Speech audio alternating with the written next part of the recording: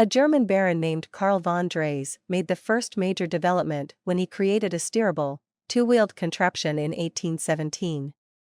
Known by many names, including the velocipede, hobby horse, draisine, and running machine, this early invention has made Drais widely acknowledged as the father of the bicycle.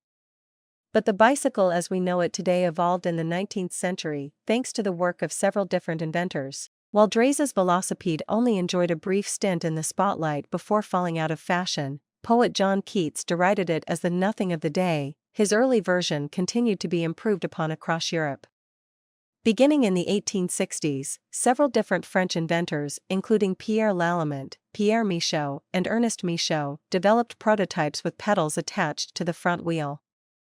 These were the first machines to be called bicycles, but they were also known as bone shakers for their rough ride.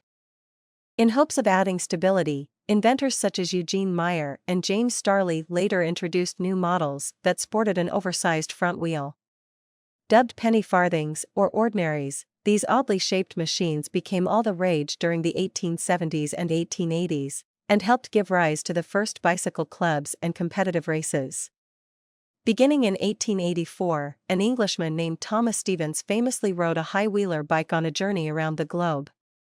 While the penny farthing helped bring bicycling into the mainstream, its 4-foot-high saddle made it too dangerous for most to ride. That finally changed in 1885, when Englishman John Kemp Starley, the nephew of James Starley, perfected a safety bicycle design that featured equal-sized wheels and a chain drive.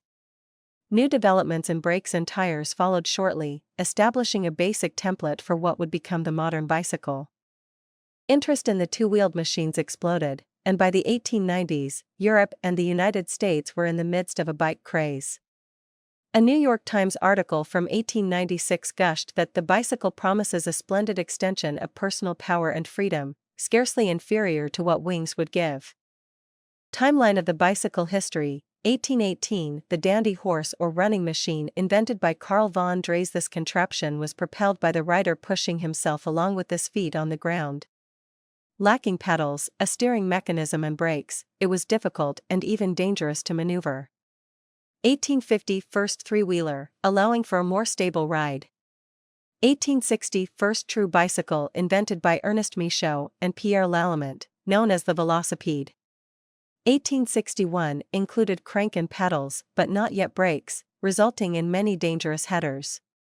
1870, penny farthing bicycle invented. The name came from the idea that the wheels resembled two coins, the penny and the farthing next to each other, the former significantly larger than the latter. It was unstable, extremely difficult to get on and off, and the front wheel was used for power and steering.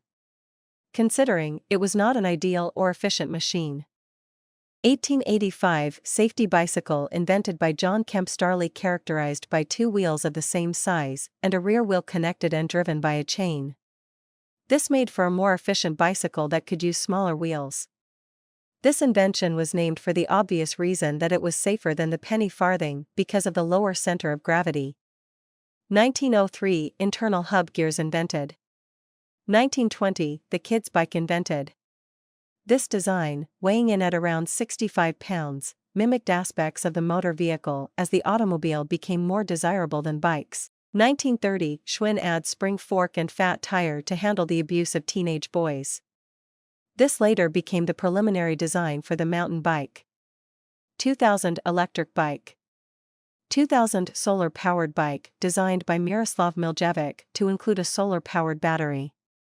Intended for commuters so when they leave their bike outside all day, they won't have to pedal home.